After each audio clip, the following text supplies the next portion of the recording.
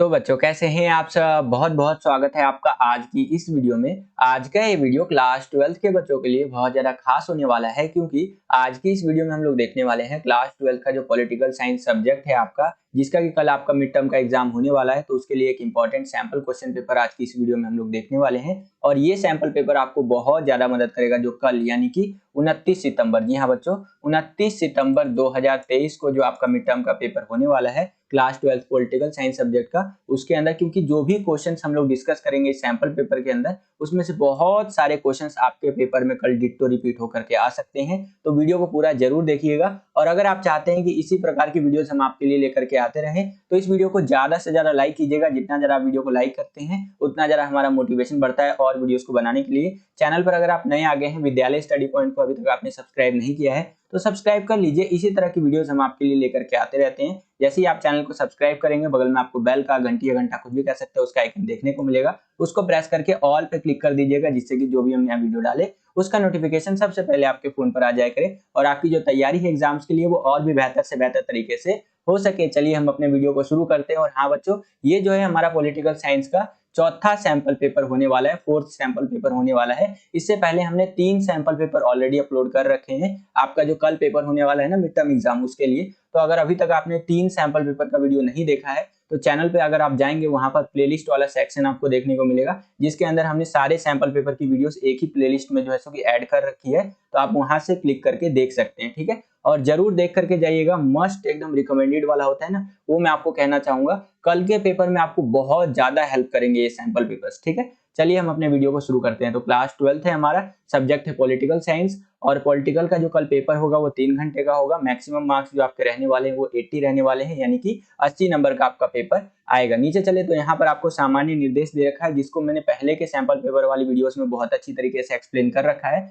आप पहले के सैंपल पेपर वाली वीडियोस जाकर के देख सकते हैं। अगर आप पढ़ना चाहते हैं फिर भी तो यहाँ पर पढ़ भी सकते हैं, काफी इंपॉर्टेंट होता है, ध्यान रखिएगा ये चीज। और यही चीज आपका इंग्लिश मीडियम में जनरल इंस्ट्रक्शंस करके आता है। अगर इसको इंग्लिश मीडियम में सेपरेटली आप रीड करना चाहते हैं तो यहाँ पर रीड भी कर सकते हैं बच्चों। तो ये कुछ इंपॉर्टेंट बातें रही जो कल आपका पेपर होने वाला है उससे संबंधित। आई होप कि ये सारी बातें आपको समझ में आई होंगी। चलिए हम अपने वीडियो को शुरू करते हैं और देखते हैं कि किस प्रकार के क्वेश्चन हमसे पूछे गए हैं और कैसे हम उनका आंसर दे सकते हैं। तो चलिए वीडियो को शुरू करते हैं बच्चों। तो हम लोग आ गए हैं सेक्शन ए के अंदर, जिसको हिंदी में आप खंड ए या खंड क भी बोलते हैं। इसके अंदर हमसे योग्यता आधारित जो प्रश्न होते हैं, बोले तो एप्टीट्यूड बेस्ड जो क्वेश्चन होते हैं वो पूछे जाएंगे और उनका आंसर हमें देना है। तो चलिए देखते हैं। यहाँ पर देखिए पहला और दूसरा क्वेश्चन जो आपका रहने वाला है ये केस स्टडी बेस्ड क्वेश्चन रहने वाले हैं। केस स्टडी पे आधारित जो प्रश्न होते हैं ना, उस टाइप के आपके क्वेश्चंस रहेंगे। बेसिकली आपको एक केस स्टडी दे देगा, उसको आपको पढ़ना होगा, उसके बेसिस पे जो क्वेश्चंस आपसे पूछे जाएंगे उनका आंसर आपको लिखना होगा। तो चलिए देखते हैं यहाँ पर एक एक करके। पहला क्वेश्चन इस तरह से दिया हुआ है, यहाँ पर आप देख सकते हैं कि विश्व राजनीति के लिए पानी एक और महत्वपूर्ण संसाधन है। विश्व के कुछ भागों में साफ पानी की कमी हो रही है, साथ ही विश्व के हर हिस्से में स्वच्छ जल समान मात्रा में उपलब्ध नहीं है। तो यहाँ पर हमें एक चीज क्लियर हो गया कि ये जो केस स्टडी है भैया, ये पानी के ऊपर दिया गया है, ठीक है। यहाँ पर बताया गया है कि पूरी दुनिया में जो है पीने लायक पानी की कमी देखी जा रही है, और जो आपका ड्रिंकेबल वाटर होता है, साफ ड्रिंकेबल वाटर जिसको आप कह सकते हैं, पीने योग्य जल, वो हर जगह समान रूप से अवेलेबल नहीं है। जैसे आप अफ्रीका वगैरह में देखेंगे तो वहां पर पानी तो है लेकिन गंदा पानी ज्यादातर देखने को मिलता है, ठीक है। वहीं आप इंडिया में आ जाइए तो यहाँ पर आपको साफ पानी देखने को मिलेगा, ठीक है। कई स्थानों पर यहाँ भी गंदा पानी देखने को मिलता है। तो वही चीज यहाँ पर बताया गया है कि विश्व के हर हिस्से में स्वच्छ जल समान मात्रा में उपलब्ध नहीं है, ठीक है। इस प्रकार से यहाँ पर ये केस स्टडी आपको दिया गया है। इसके बेसिस पे देखिए क्या क्वेश्चन हमसे पूछ रहा है कि उपरोक्त गद्यांश में किस प्राकृतिक संसाधन की चर्चा की गई है। तो यहाँ पर भैया जल संसाधन की बात की गई है। तो ये जो ब वाला विकल्प है हमारा बिल्कुल सही उत्तर हो जाएगा। और अगर आपको वीडियो पसंद आ रहा है तो वीडियो को लाइक भी जरूर करते चलिएगा। आपका एक लाइक हमारा मोटिवेशन का जो लेवल है वो बहुत ज्यादा बढ़ा देता है। तो वीडियो को लाइक ज्यादा से ज्यादा कीजिएगा, ठीक है। चलिए अगला क्वेश्चन देखिए। यहाँ पर 1.2 में क्या क्वेश्चन पूछा गया हमसे कि जल युद्ध की संभावना का मुख्य कारण क्या है, ठीक है। तो इसका भैया मुख्य कारण है कि विश्व के हर भाग में शुद्ध पानी समान मात्रा में उपलब्ध का न होना, ठीक है। कहने का मतलब यह है कि जो जल युद्ध है, आप आज के टाइम पे आप देखेंगे ना, तो ऐसा बोला जाता है कि जो युद्ध होगा, थर्ड वर्ल्ड वॉर होगा, वो पानी को लेकर के ही होगा, ठीक है, ऐसा कहा जाता है। तो यहाँ पर क्वेश्चन भी बन गया उससे रिलेटेड कि जल युद्ध जो है इसकी संभावना का मुख्य कारण क्या है। ठीक है, तो इसका मुख्य कारण है भैया विश्व के हर भाग में शुद्ध पानी समान मात्रा में उपलब्ध ना होना। ये आपका बिल्कुल यहाँ पर करेक्ट आंसर हो जाएगा। ठीक है, जल युद्ध की संभावना को लेकर के। आई होप कि आपको समझ में आया होगा। आगे चलते हैं, अगला क्वेश्चन देखिए यहाँ पर क्या पूछा गया है कि वे देश जिनके बीच जल के लिए हिंसक संघर्ष हुआ वो कौन कौन से है भैया। तो जॉर्डन, सीरिया और इजराइल आ जाएंगे आपके। ठीक है, जो हमारा स वाला विकल्प है बोले तो सी वाला जो ऑप्शन है ये बिल्कुल करेक्ट आंसर हो जाएगा। आगे चलते हैं 1.4 में। यहाँ पर देखिए क्या क्वेश्चन हमसे पूछा गया है कि सीरिया और इराक के बीच किस नदी पर बांध के निर्माण को लेकर के संघर्ष है। ठीक है, एक तो सीरिया हो गया आपका और एक इराक हो गया, ये दो देश हो गए। तो यहाँ पर बोला गया है कि इन दोनों देशों के बीच में कौन सा ऐसा नदी है जिस पर बांध बनाने को लेकर के संघर्ष देखने को मिलता है। तो यहाँ पर जो आपका फरात नदी है इस पर यहाँ पर बांध बनाने को लेकर के, डैम बनाने को लेकर के संघर्ष देखने को मिलता है किन दोनों के बीच में, सीरिया और इराक के बीच में। ओके, तो जो आपका ये द वाला विकल्प है बिल्कुल सही उत्तर हो जाएगा। यही केस स्टडी आप कह सकते हैं इंग्लिश मीडियम में आपका इस तरह से रहेगा वाटर को लेकर के। या वीडियो को पॉज करके पूरा का पूरा रीड कर सकते हैं। इसके बेसिस पे जो अभी हमने हिंदी में डिस्कस किए क्वेश्चंस वही आपका यहाँ पर इंग्लिश में रहेगा, बस मीडियम चेंज हो जाएगा, क्वेश्चन वही रहने वाले हैं। यहाँ पर आप देख सकते हैं, वीडियो को पॉज करके पूरा का पूरा रीड भी कर सकते हैं बच्चों। तो इस प्रकार से आपका इंग्लिश मीडियम में यहाँ पर दिया गया है। चलिए अब हम लोग आ गए हैं दूसरे क्वेश्चन के अंदर। यहाँ पर देखिए किस तरह से केस स्टडी हमारा दिया गया है कि आजादी के बाद के पहले दशक में विकास के सवाल पर खूब बहस हुई। ठीक है भैया, उस वक्त लोग विकास की बात आते ही पश्चिम का हवाला देते थे कि विकास का पैमाना पश्चिमी मुल्क है। आज भी एक अर्थ में हम इस बात को लक्ष्य कर सकते हैं। विकास का अर्थ था ज्यादा से ज्यादा आधुनिक होना और आधुनिक होने का अर्थ था पश्चिमी औद्योगिक देशों की तरह होना है। ठीक है, तो यहाँ पर एक चीज क्लियर हो गया हमें यहाँ पर कि भैया ये जो बात हो रही है यहाँ पर पश्चिमी विकास की हो रही है कि किस प्रकार से भैया विकास का मतलब ही बना दिया गया है कि भैया एक देश अगर डेवलप माना जाएगा तो वो देश कैसा होना चाहिए, पश्चिमी देशों की तरह होना चाहिए, यानी कि अमेरिका हो गया आपका, फ्रांस हो गया, इन देशों की तरह होना चाहिए। ठीक है, और आजादी के बाद जो है सो कि इस बात पे काफी बहस हुई। आजादी के बाद के कई सालों में आप देखेंगे ना तो इस सवाल के ऊपर काफी बहस भी देखने को मिली है कि भैया विकास का अर्थ होता क्या है, खाली पश्चिमी देशों जैसा बन जाएंगे तो यही विकास है हमारा। ठीक है, तो इस तरह से ये केस स्टडी आपका दिया गया है। इसके बेसिस पे देखिए पहला क्वेश्चन यहाँ पर क्या पूछा गया हमसे कि आजादी के बाद के पहले दशक में किस सवाल पर बहस हुई। तो यहाँ पर भैया आजादी के बाद जो है सो कि नियोजित विकास जो है इसके ऊपर काफी ज्यादा बहस देखने को मिली कि भैया कैसे हम ऐसा विकास करें जिससे कि पूरा प्लान तरीके से विकास हो, सबका विकास हो सके, है ना, एकदम प्लानिंग वाला विकास जिसको डेवलपमेंट जिसको आप बोलते हैं, उस तरह के विकास को लेकर के आजादी के बाद के पहले दशक में इस सवाल पर बहुत ज्यादा बहस देखने को मिली थी। तो ये जो सब वाला विकल्प है हमारा सी वाला जो ऑप्शन है बिल्कुल करेक्ट आंसर आपका हो जाएगा बच्चों। आगे चलते हैं, अगला क्वेश्चन देखिए यहाँ पर 2.2 में क्या क्वेश्चन पूछा गया है कि 1950 के दशक में विकास के पथ पर कौन से देश अग्रसर थे। ठीक है, तो यहाँ पर आपका जो पश्चिमी देश थे ये 1950 के दशक में देखा गया कि ये विकास के पथ पर बहुत ज्यादा अग्रसर थे। ठीक है, दशक का मतलब होता है 10 साल, ठीक है, शताब्दी का मतलब होता है 100 साल। ठीक है, तो 1950 के दशक की बात कर रहा है तो 50 से 60 की बात हो रही है यहाँ पर, 1950 से लेकर के 1960s की बात हो रही है कि ये वो टाइम था आपका जिस टाइम पे जो आपके वेस्टर्न कंट्रीज थे, ठीक है, आपका अमेरिका हो गया, इधर फ्रांस हो गया और सारे जो देश होते हैं ये सब क्या थे भैया, आपका कह लीजिए विकास के पथ पर, डेवलपमेंट के रास्ते पर बहुत तेजी से आगे बढ़ रहे थे। ठीक है, तो ये जो ब वाला विकल्प है पश्चिमी देश, ये बिल्कुल सही उत्तर हमारा हो जाएगा बच्चों। आगे चलते हैं, अगला क्वेश्चन देखिए यहाँ पर क्या पूछा गया हमसे कि पश्चिमी देशों की तरह भारत को औद्योगिक देश बनने के पीछे क्या उद्देश्य था। ठीक है, यानी जो आपका वेस्टर्न कंट्रीज है उसी की तरह हमारा जो देश है भारत, उसको भी औद्योगिक देश जो बनना है उसके पीछे का क्या उद्देश्य था। हमारा देश में भी इंडस्ट्रियलाइजेशन क्यों देखने को मिला, हम भी चाहते थे कि भैया हमारा देश भी फैक्ट्री वाला देश कहलाए इस तरह से। तो इसका कारण क्या था भैया, तो इसका कारण था हमारे देश के इतिहास को पुनर्भाषित करना। ठीक है, द वाला जो विकल्प है हमारा बिल्कुल सही उत्तर हो जाएगा बच्चों। आगे चलते हैं, अगला क्वेश्चन देखिए यहाँ पर क्या पूछा गया है कि आजादी के समय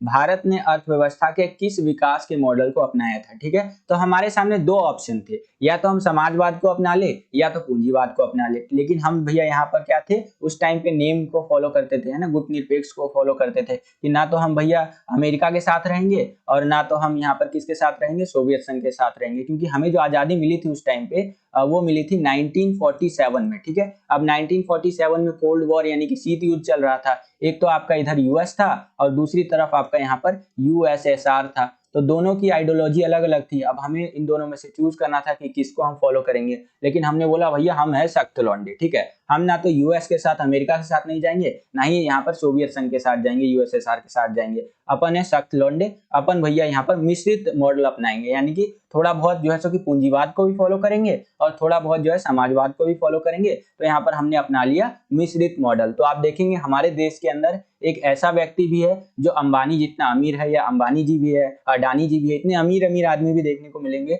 और ऐसे व्यक्ति भी है जो बहुत ज्यादा गरीब है। ठीक है, तो इस तरह से एकदम कॉम्बिनेशन हमारे देश में चलता है। ठीक है, तो जो 100 वाला विकल्प है मिश्रित मॉडल, ये हमने अपना रखा है अपनी अर्थव्यवस्था के लिए। ठीक है, चलिए, यही केस स्टडी आपका इंग्लिश मीडियम में कुछ इस तरह से रहेगा। ये आप अपनी स्क्रीन पर देख सकते हैं, वीडियो को पॉज करके पूरा का पूरा रीड भी कर सकते हैं बच्चों। अब इसके बेसिस पे जो क्वेश्चंस थे यहाँ पर आप इंग्लिश मीडियम में देख सकते हैं और आंसर भी देख सकते हैं। यहाँ पर इस तरह से आंसर लिखते हुए चलना है बच्चों।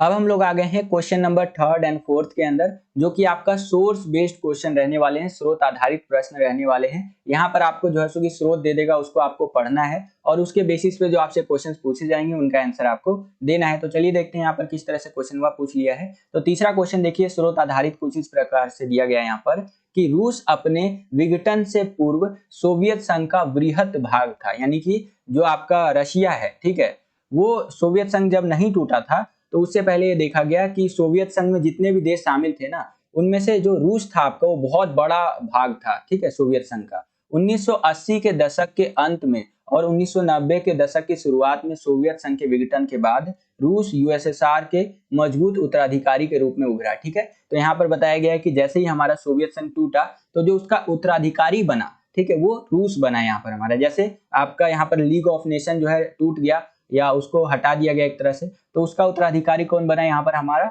वो बना यूएनओ। ठीक है, उसी प्रकार से जो गेट था आपका, वो जब यहाँ पर एक तरह से समाप्ति हुई गेट की, तो उसका उत्तराधिकारी कौन बना भैया यहाँ पर, वो आज का आपका होमवर्क है, आप मुझे कमेंट करके बताइए। ठीक है, मैंने आपको चैप्टर वाली वीडियो में बता रखा है, तो मुझे बताइए कि जो गेट है आपका उसके उत्तराधिकारी कौन बना था। ठीक है, अब गेट भी क्या होता है कई बच्चों को नहीं पता होगा, तो देखता हूँ कौन सा बच्चा वैसे कमेंट करके यहाँ पर सही उत्तर बताता है। जिसका भी आंसर सबसे पहले आएगा और सबसे सटीक उत्तर होगा, उसके कमेंट को मैं हार्ट का दिल का निशान दे दूंगा, ताकि और बच्चे समझ सके बच्चे ने बिल्कुल सही उत्तर दिया है बच्चों। ठीक है, अब यहाँ पर आपका इस तरह से ये स्रोत दे रखा है। इसके बेसिस पे देखिए क्या क्वेश्चन हमसे पूछा गया है कि सोवियत संघ के विघटन के बाद उसका उत्तराधिकारी देश कौन सा बना और उसे P5 में क्यों शामिल किया जाता है। इसको बिल्कुल ध्यान से समझिएगा बच्चों। देखिए, सोवियत संघ जो आपका यूएसएसआर था, वो जब टूट गया, उसका विघटन हो गया, तो उसका जो उत्तराधिकारी देश बना वो बना रूस, जिसको आप रसिया भी बोलते हैं। और यहाँ पर जो P5 की बात कर रहा है, इसको थोड़ा सा समझिए। देखिए, संयुक्त राष्ट्र सुरक्षा परिषद जो हमारा यूएनएससी है, यूनाइटेड नेशन सिक्योरिटी काउंसिल सुरक्षा परिषद जो है, उसके अंदर जो 5 स्थायी सदस्य देश जिनको पास वीटो पावर है, ठीक है, वही आपका P5 कंट्रीज कहलाते हैं। ठीक है, यहाँ पर आप देख सकते हैं जिनको वीटो पावर प्राप्त है, जिनमें से एक रूस भी है। इसी कारण जो है इसे P5 में शामिल किया जाता है। ठीक है, P5 वही कंट्रीज होती हैं जो आपका यूएनएससी के परमानेंट मेंबर है। 5 परमानेंट मेंबर जो होते हैं ना, 5 स्थायी सदस्य, उनको P5 कहा जाता है। ओके, ये याद रखिएगा, ये थोड़ा सा ट्रिकी क्वेश्चन कई बार पूछ लेता है। 2 नंबर के क्वेश्चन में कई बार आपसे पूछ लिया जाएगा, तो इस प्रकार से आंसर आपको लिखना है। आगे चलते हैं, अगला क्वेश्चन देखिए यहाँ पर क्या पूछ रहा है हमसे कि उदाहरण सहित जो है सो कि सिद्ध करना है कि रूस को दुनिया के सबसे शक्तिशाली देशों की श्रेणी में क्यों माना जाता है। आपको यहाँ पर एग्जाम्पल के साथ बताना है कि जो आपका रशिया है ये वर्ल्ड के सुपर पावर कंट्रीज की कैटेगरी में क्यों आता है। तो देखिए भैया, मैं आपको बताऊं, रशिया के पास ना भगवान का वरदान है। ठीक है, अब आप बोलेंगे सर जी हमारे देश के पास भगवान का वरदान नहीं है क्या। तो देखो, सभी देशों के पास कुछ ना कुछ वरदान तो होता ही है। ठीक है, प्रकृति ने हर देश को कुछ ना कुछ दिया ही है, लेकिन रशिया को कुछ ज्यादा ही चीज दे दिया है भैया। अब आप बोलेंगे सर जी क्या दे दिया है। देखिए, रशिया के पास जो है ना दुनिया के सबसे बड़े गैस रिजर्व है, ठीक है, आप देखेंगे ऑयल रिजर्व है, और दुनिया को चलने के लिए भैया तेल चाहिए, और तेल बेचने के लिए रशिया सामने आ जाता है, लो भाई हमसे तेल खरीदो यार, वो तेल निकालते हैं, तेल बेचने लग जाते हैं, गैस निकालते हैं प्राकृतिक गैस और बेचने लग जाते हैं, ठीक है। आपने अमेरिका के बहुत बड़े कंपनियों का नाम सुना होगा, जैसे गूगल, एप्पल, माइक्रोसॉफ्ट, ऐसे बड़े बड़े कंपनियों का नाम सुना होगा। रशिया का कोई बड़ा कंपनी का नाम आपने नहीं सुना होगा, ठीक है। तो भैया पैसा कहाँ से आता है, रशिया के पास इतना अमीर कैसे हो गया, तो इन्हीं कारणों से हो गया, क्योंकि भैया वो प्राकृतिक जो संसाधन होते हैं ना, उससे बिल्कुल एकदम राजा बना पड़ा है वो देश, ठीक है, उन्हीं को बेच बेच करके पैसा कमा रहा है यहाँ पर हमारा। अभी आप देखेंगे रशिया यूक्रेन का वॉर चल रहा है, अभी भी रशिया को कुछ खासा फर्क नहीं पड़ रहा है, क्यों, क्योंकि भैया जो देश उसका विरोध कर रहे हैं, जैसे अमेरिका हो गया, ठीक है, या वेस्टर्न कंट्रीज और आपके हो गए, जो उनका विरोध कर रहे हैं पीछे से वही उनसे तेल खरीद रहे हैं, सोचिए आप, ठीक है, क्योंकि भैया रशिया के पास ये सब चीजें है, रशिया बोलेगा भाई तुम विरोध करते रहो, इधर से हम तेल वेल बेच करके, ये प्राकृतिक गैस बेच करके पैसा तो कमा ही रहे हैं, है ना। तो ये मैंने आपको थोड़ा एक्स्ट्रा बता दिया। बाकी अब हम लोग आते हैं अपने क्वेश्चन की तरफ। तो यहाँ पर हमें उदाहरण के साथ बताना था कि रूस को दुनिया का सबसे शक्तिशाली देशों की श्रेणी में, कैटेगरी में क्यों रखा जाता है, क्यों माना जाता है। तो इस प्रकार से आंसर आप लिख सकते हैं, निम्नलिखित उदाहरणों से सिद्ध होता है कि रूस दुनिया का सबसे शक्तिशाली देश है। जीडीपी की अगर बात करें तो रूस का जो जीडीपी है इस समय दुनिया में 11वें स्थान पर है, ठीक है। रूस के पास खनिजों, प्राकृतिक संसाधनों और गैसों के भंडार है। एक ये कारण है कि रूस को जो है सबसे शक्तिशाली देश माना जाता है, मतलब शक्तिशाली देशों की श्रेणी में रखा जाता है, इस तरह से आप कह सकते हैं, ठीक है। रूस एक परमाणु राज्य है, ठीक है, यानी कि रूस के पास परमाणु हथियार है, जिसके पास परिष्कृत हथियारों का विशाल भंडार है। भैया रशिया के पास वेपन्स की कमी नहीं है, एक से एक लेटेस्ट वेपन देखने को मिलते हैं, ठीक है, जो इसे दुनिया के सबसे शक्तिशाली देशों में शामिल करते हैं या शक्तिशाली देश बनाता है, ठीक है। तो देखिए रशिया के पास आपका ये भी हो गया, परमाणु हथियार भी हो गया, ठीक है, और दुनिया में सबसे ज्यादा परमाणु हथियार रशिया के पास ही है, ठीक है, अमेरिका से भी ज्यादा। रशिया के पास लेटेस्ट वेपन हो गया आपका, इनके बिल्कुल भंडार है, जो रशिया जो है दूसरे देशों को बेचता भी है। भारत यानी हम लोग भी जो है रशिया से जो आपके लेटेस्ट वेपन होते हैं वो खरीदते हैं, ठीक है। तो ये सारी चीजें मिला करके जो है रशिया यहाँ पर एक ताकतवर देश बनता है, या यूं कह लीजिए कि ये सारी चीजें मिला करके ये सारी चीजें रशिया को एक ताकतवर देश बनाते हैं बच्चों, ठीक है। आई होप कि आपको समझ में आया होगा। सेम यही आपका जो है सो कि सोर्स बेस्ड क्वेश्चन कुछ इस प्रकार से रहेगा, ये आप अपनी स्क्रीन पर देख सकते हैं इंग्लिश मीडियम में। वीडियो को पॉज करके पूरा का पूरा रीड भी कर सकते हैं बच्चों, और इसके बेसिस पे जो क्वेश्चन पूछे गए यहाँ पर आप देख सकते हैं, इस प्रकार से क्वेश्चन यहाँ पर पूछा गया है, यहाँ पर आप देख सकते हैं, और आंसर आपको कुछ इस प्रकार से लिखते हुए चलना है बच्चों।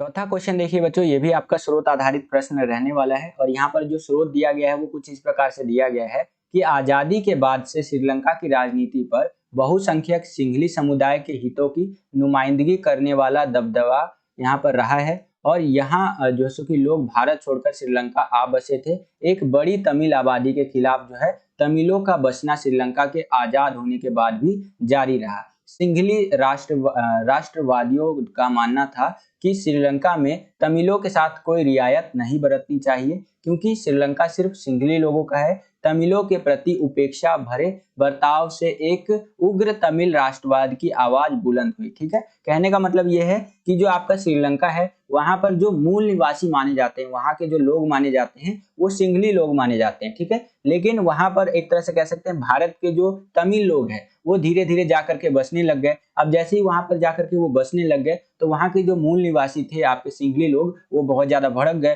वो बोलने लगे भैया तुम कैसे हमारे देश में आ गए हैं, हमारे देश का आबादी बढ़ा रहे हो, हमारे देश का संसाधन ले रहे हो, है ना, अब तुम्हें अधिकार भी चाहिए, और यहाँ पर जो तमिल लोग होते हैं उनको कोई अधिकार नहीं देंगे, ठीक है। तो इसको लेकर के जो तमिल लोग थे वो बहुत ज्यादा गुस्सा हो गए कि भैया हम तो आपके देश में आए हैं काम करने के लिए, ठीक है, पैसा कमाएंगे, आपके देश में ही खर्चा करेंगे, आपके देश की इकोनॉमी आगे जाएगी, और आप मुझे यहाँ पर अधिकार नहीं दोगे। ये तो वही बात हो गई कि इंडिया के जो लोग होते हैं वो अमेरिका में जाते हैं, ठीक है, उनको बड़े बड़े पदों पर नौकरी मिल जाती है, बड़े बड़े लेवल तक पहुंचते हैं। वहीं आप सोच लीजिए इंडिया के लोग अमेरिका में जाए और उनको बोला जाए कि तुम यहाँ पर आ गए हो, तुम यहाँ के नागरिकता भी ले चुके हो, लेकिन फिर भी तुम्हें पूरे अधिकार नहीं दिए जाएंगे, तो कितना ज्यादा गुस्सा आएगा कि यार हम तुम्हारे देश में आ गए, हमने अपने देश की नागरिकता छोड़ दी तुम्हारे देश की नागरिकता लेने के लिए, और फिर भी तुम बोल रहे हो कि तुम्हें पूरे अधिकार नहीं दिए जाएंगे। तो इस चीज को लेकर के जो आपके तमिल लोग थे वो बहुत ज्यादा गुस्सा हो गए, ठीक है। और फिर हमें यहाँ पर एक संगठन देखने को मिला लिट्टे, ठीक है, जिसको आप लिबरेशन टाइगर ऑफ तमिलिलम भी बोलते हैं, जो क्या करता है भैया आपका एक उग्र तमिल राष्ट्रवाद की जो आवाज है उसको बुलंद करता है, ठीक है। इसी प्रकार से देखिए यहाँ पर पहला क्वेश्चन पूछ लिया हमसे कि श्रीलंका की आजादी का वर्ष आपको बताना है और इसका पूर्व नाम लिखना है, यानी कि श्रीलंका को पहले किस नाम से जाना जाता था और इस देश में उग्र तमिल राष्ट्रवाद की आवाज बुलंद करने वाले संगठन का नाम भी यहाँ पर आपको लिखना है। तो श्रीलंका को जो आजादी मिली थी वो 1948 में, 1948 में इसको इंडिपेंडेंस मिला था और इसका पूर्व नाम जो पहले इसको बोला जाता था वो सिलोन बोला जाता था, ठीक है। और देखिए आगे बताया गया है कि श्रीलंका में उग्र तमिल राष्ट्रवाद की आवाज बुलंद करने वाला संगठन जो है लिबरेशन टाइगर ऑफ तमिलिलम बोले तो लिट्टे है। तो इस प्रकार से इस क्वेश्चन का आंसर आपको लिखना है बच्चों। आगे चलते हैं, अगला क्वेश्चन देखिए यहाँ पर 4.2 में क्या पूछा गया है कि श्रीलंका की अंदरूनी समस्या के समाधान में भारत की क्या भूमिका रही है, ठीक है। अब देखिए लिट्टे वाले जो लोग थे और जो सिंघली लोग थे उन दोनों के बीच में संघर्ष होते रहता था, ठीक है। तो भारत की क्या यहाँ पर इंपॉर्टेंस रही है, भूमिका रही है इस चीज का सॉल्यूशन निकालने में। तो देखिए भारत ने श्रीलंका की सरकार से बातचीत करने की कोशिश की है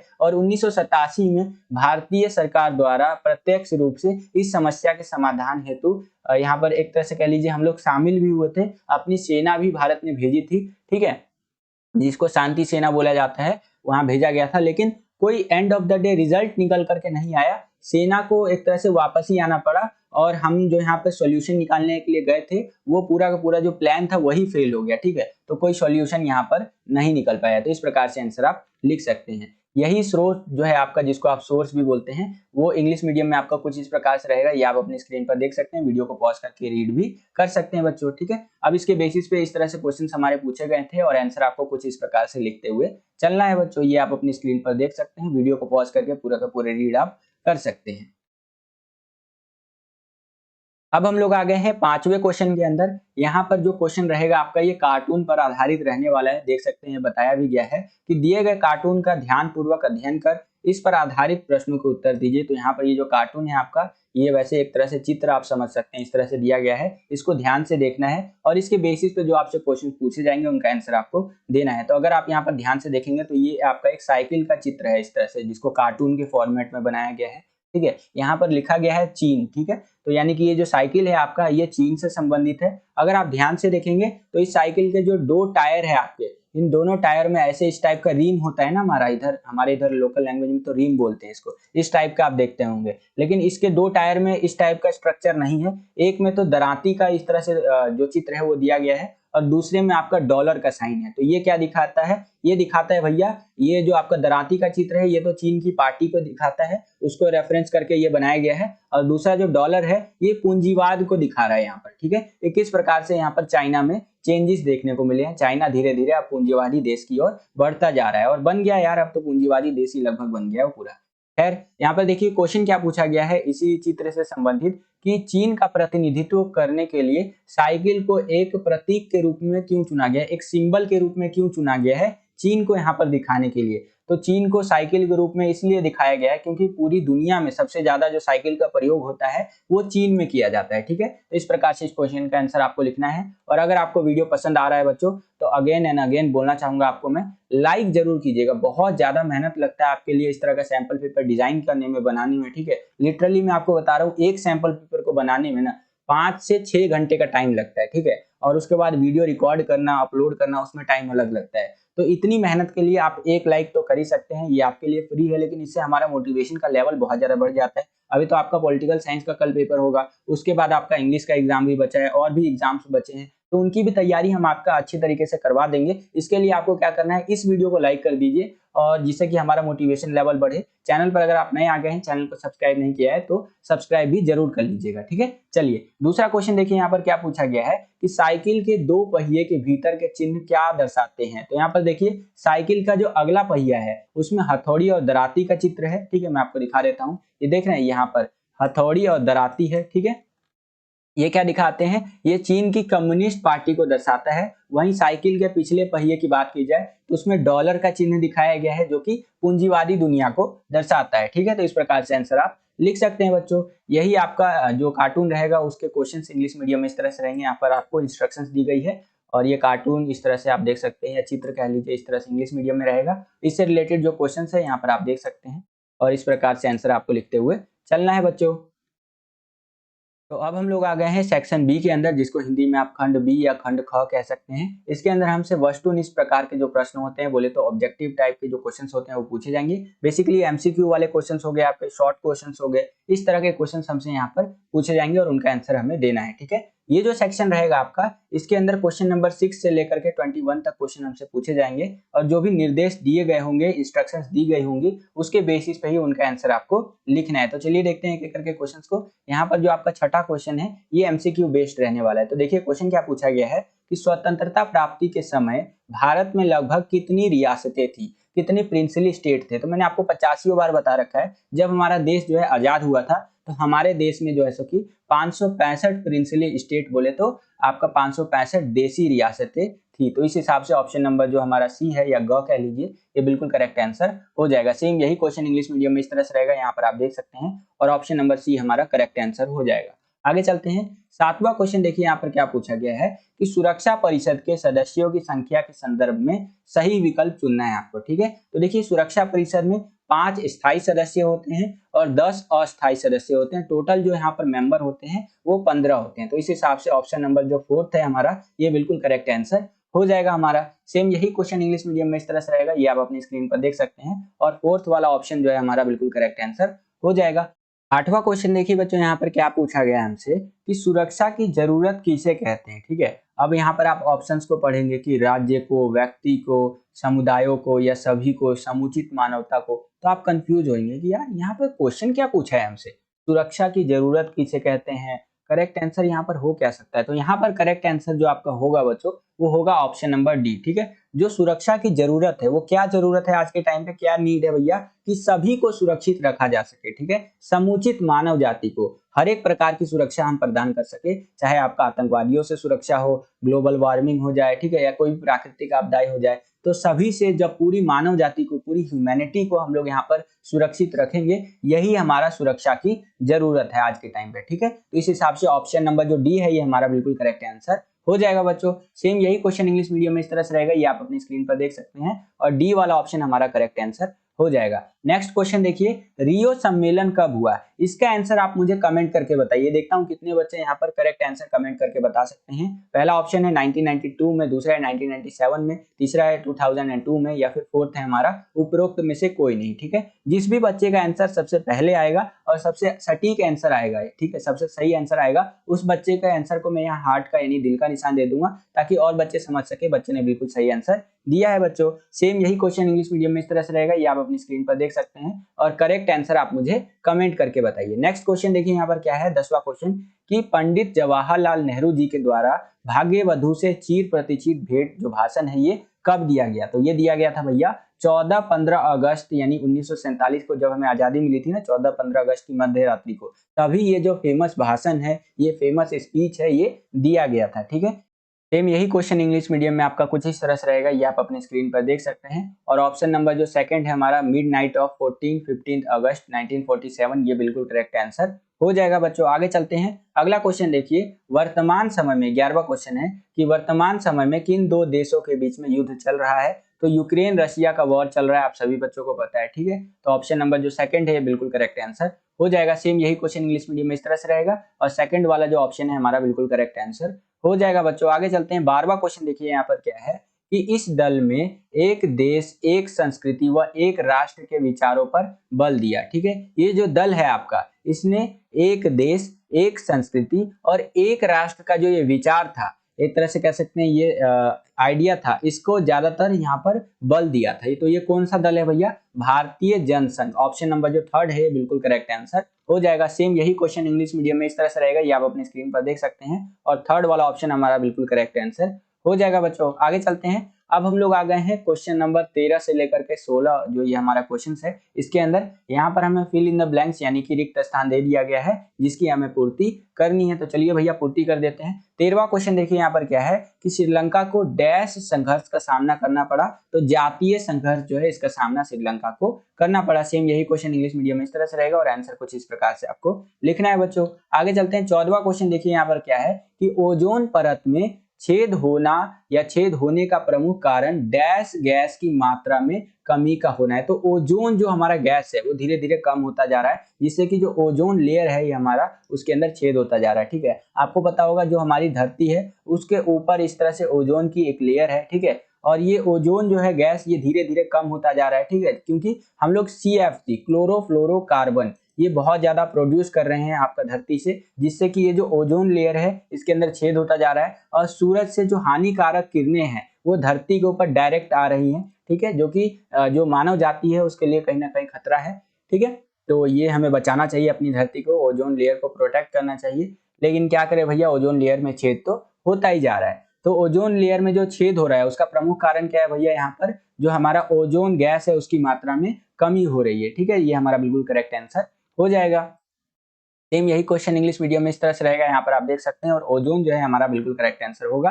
15वां क्वेश्चन देखिए यहाँ पर क्या है कि हैदराबाद के शासक डैश के नाम से जाने जाते हैं। तो हैदराबाद के जो शासक थे बच्चों उनको निजाम कहा जाता था, ये याद रखिएगा, शॉर्ट क्वेश्चन में पूछ लिया जाता है। सेम यही क्वेश्चन इंग्लिश मीडियम में इस तरह से रहेगा और निजाम हमारा करेक्ट आंसर हो जाएगा। 16वां क्वेश्चन देखिए, दक्षिण एशिया में मुक्त व्यापार बढ़ाने हेतु डैश समझौता किया गया। तो साफ्टा ये जो समझौता है हमारा ये किया गया था, south Asia free trade agreement करके ये था कुछ, तो ये किया गया था जिससे कि दक्षिण एशिया क्षेत्र में मुक्त व्यापार को बढ़ावा दिया जा सके। मुक्त व्यापार होता क्या है, जो अभी मैंने सैंपल पेपर नंबर 3 बनाया था उसके अंदर मैंने आपको बहुत अच्छी तरीके से समझाया था। ओके, सेम यही क्वेश्चन इंग्लिश मीडियम में इस तरह से रहेगा और साफ्टा जो है करेक्ट आंसर आपका हो जाएगा। आगे चलते हैं, क्वेश्चन नंबर 17 से लेकर के 19 तक जो क्वेश्चन है यहाँ पर आपको ट्रू और फॉल्स बताना है कि सही है या गलत स्टेटमेंट है।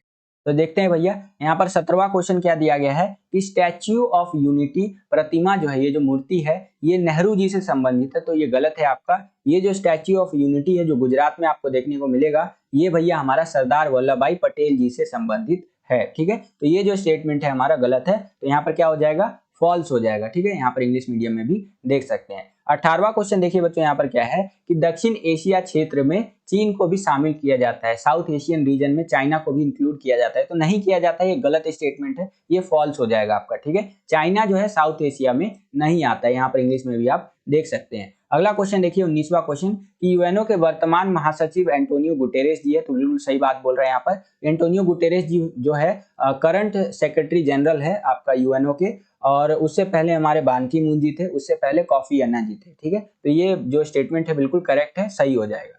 सेम यही आपका इंग्लिश मीडियम में कुछ इस तरह से रहेगा और ट्रू आप कह सकते हैं इस तरह से। ठीक है, चलिए अब 20वां और जो 21वां क्वेश्चन है इनका आंसर आपको संक्षिप्त में यानी शॉर्ट में देना है। तो चलिए देखते हैं यहाँ पर 20वां क्वेश्चन क्या है कि रजवाड़ों के शासकों और भारतीय संघ के मध्य जिस सहमति पत्र पर हस्ताक्षर हुए उसे क्या कहा जाता है। ठीक है, आपको पता होगा जब हमारा देश आजाद हुआ तो 565 रजवाड़ों में टूटा हुआ था। ठीक है, तो यहाँ पर सरदार वल्लभ भाई पटेल जी को यहाँ पर एक जिम्मेदारी सौंपी गई कि आप इन 565 रजवाड़ों को, प्रिंसली स्टेट को एक भारत बनाइए आपका। ठीक है, तो यहाँ पर जो सरदार वल्लभ भाई पटेल जी थे इस चीज को उन्होंने कंप्लीट करके भी दिखाया। लेकिन अब सरदार वल्लभ भाई पटेल जी जाते और इन रजवाड़ों को बोलते कि आप भारत में शामिल हो जाइए। ठीक है, और ये बोलते कि हाँ मैं भारत में शामिल हो जाऊंगा, मुंह से तो बोल देते लेकिन बाद में पलट जाते। तो इसीलिए यहाँ पर एक एग्रीमेंट साइन हुआ। ये जो एग्रीमेंट जो आपका साइन हुआ उसको क्या बोला जाता है, तो उसे बोला जाता है इंस्ट्रूमेंट ऑफ एक्सेशन। जब यहाँ पर आपके सरदार वल्लभ भाई पटेल जी किसी भी जो आपका प्रिंसली स्टेट था, रजवाड़े था, उसको भारतीय संघ में शामिल करते थे तो उसको बोलते थे भैया यहाँ पर जो इंस्ट्रूमेंट ऑफ एक्सेशन है इस पर साइन करो। ठीक है, जैसे ही आप इंस्ट्रूमेंट ऑफ एक्सेशन पे साइन करोगे ऑटोमेटिकली जो है आप भारतीय संघ का हिस्सा बन जाओगे। ठीक है, और यहाँ पर सरदार वल्लभ भाई पटेल जी ने साम दाम दंड भेद लगा करके जितने भी रजवाड़े थे उन सबको भारतीय संघ में शामिल कर लिया था। तो भैया वो उनके लिए तो भैया दिल से सैल्यूट है, उनको एकदम कहते हैं ना, उनको हाथ जोड़ करके नमन है भैया। आज के टाइम पे आप देखेंगे कि एक परिवार में अगर आप देखेंगे कि 2 भाई है, ठीक है, बड़े हो जाते हैं, उनकी जब शादी हो जाती है तो वो क्या बोलते हैं, मुझे अलग कर दो, मैं साथ में नहीं रहूंगा। वहीं आप सोचिए 565 अलग अलग रजवाड़े थे जहां पर अलग अलग राजा राज करते थे, उसको किस प्रकार से एक भारत, अखंड भारत जो है सरदार वल्लभ भाई पटेल जी ने बनाया होगा। इसी कारण से तो इनको लौह पुरुष की संज्ञा भी दी जाती है। ठीक है, कभी टाइम मिले तो इनके बारे में जरूर पढ़िएगा। सेम यही क्वेश्चन इंग्लिश मीडियम में आपका इस तरह से रहेगा, यहाँ पर आप देख सकते हैं, और इंस्ट्रूमेंट ऑफ एक्सेशन हमारा बिल्कुल करेक्ट आंसर हो जाएगा। 21वां क्वेश्चन देखिए बच्चों, यहाँ पर क्या पूछ रहा है हमसे कि सीमांत गांधी के नाम से किन्हें जाना जाता है, तो जो खान अब्दुल गफ्फार खान जी है इनको सीमांत गांधी के नाम से भी जाना जाता है बच्चों। ठीक है, सेम यही क्वेश्चन इंग्लिश मीडियम में आपका कुछ इस तरह से रहेगा, यहाँ पर आप देख सकते हैं और आंसर आपको कुछ इस प्रकार से लिखना है बच्चों। आगे चलते हैं, इसी क्वेश्चन में आपको एक अथवा दे दिया है, एक चॉइस दे दिया है, यानी कि अगर आपको ऊपर वाला क्वेश्चन नहीं आता है तो नीचे वाला ये जो क्वेश्चन है इसको आप अटेंड कर सकते हैं। इसके अथवा में, इसके चॉइस में देखिए क्या क्वेश्चन हमसे पूछा गया है कि क्योटो प्रोटोकॉल क्या था। तो देखिए भैया, क्योटो प्रोटोकॉल जो है जापान के एक शहर में हुए समझौते का नाम है, जिसमें ग्रीन हाउस गैसें जो होती हैं, ऐसी गैस जो धरती को गर्म करने के लिए जिम्मेदार होती है, इसके उत्सर्जन की कमी के लक्ष्य को निर्धारित किया गया था। ठीक है, कि भैया ग्रीन हाउस गैसों को कैसे हम कम से कम उत्सर्जित कर सकते हैं, निकाल सकते हैं। तो इस चीज के ऊपर यहाँ पर क्या हुआ था भैया, एक समझौता हुआ था। जापान का एक शहर है यहाँ पर क्योटो, उसके अंदर। ठीक है, तो यहाँ पर आप देख सकते हैं। ओके, सेम यही क्वेश्चन इंग्लिश मीडियम में कुछ इस तरह से रहेगा। यहाँ पर आप देख सकते हैं व्हाट इज क्योटो प्रोटोकॉल, इस प्रकार से आंसर आपको लिखना है, ये आप अपनी स्क्रीन पर देख सकते हैं बच्चों। आगे चलते हैं, अब हम लोग आ गए हैं सेक्शन सी के अंदर, जिसको हिंदी में आप खंड 100 भी बोलते हैं या खंड ग कह लीजिए। इसके अंदर हमसे वर्णात्मक प्रकार के जो प्रश्न होते हैं वो पूछे जाएंगे और उनका आंसर हमें देना है। तो ये वाला जो सेक्शन है इसको हम लोग देखेंगे पार्ट 2 वाली वीडियो में। आज की इस वीडियो के लिए इतना बस बच्चों, यही था आज का ये वीडियो। आई होप कि आपको ये वीडियो पसंद आया होगा। अगर आपको ये वीडियो पसंद आया तो ज्यादा से ज्यादा इस वीडियो को लाइक कीजिए। जितना ज्यादा आप वीडियो को लाइक करते हैं उतना ज्यादा हमारा मोटिवेशन बढ़ता है और वीडियोस को बनाने के लिए। अगर आप चैनल पर नए आ गए हैं, विद्यालय स्टडी पॉइंट को आपने सब्सक्राइब नहीं किया है तो क्या कर रहे हैं, आप अभी सब्सक्राइब कर लीजिए। इसी प्रकार की वीडियोस हम आपके लिए लेकर के आते रहते हैं। जैसे ही आप चैनल को सब्सक्राइब करेंगे, बगल में आपको बेल का, घंटी या घंटा कुछ भी कह सकते हैं, उसका आइकन देखने को मिलेगा। उसको क्या करना है भैया, प्रेस करके ऑल पे क्लिक कर देना है, जिससे कि जो भी हम नया वीडियो लाए, जैसे अभी इसका इस सैंपल पेपर का पार्ट 2 वाला वीडियो आने वाला है, तो इस प्रकार की वीडियोस का नोटिफिकेशन सबसे पहले आपके फोन पर आ जाया करे और आपकी जो तैयारी है एग्जाम्स के लिए वो और भी बेहतर से बेहतर तरीके से हो सके। आज के लिए इतना ही बच्चों, मिलता हूं आपसे अगली और एक्साइटिंग वीडियो में। तब तक के लिए खुश रहिए, खुश रखिए सभी को। जय हिंद, वंदे मातरम।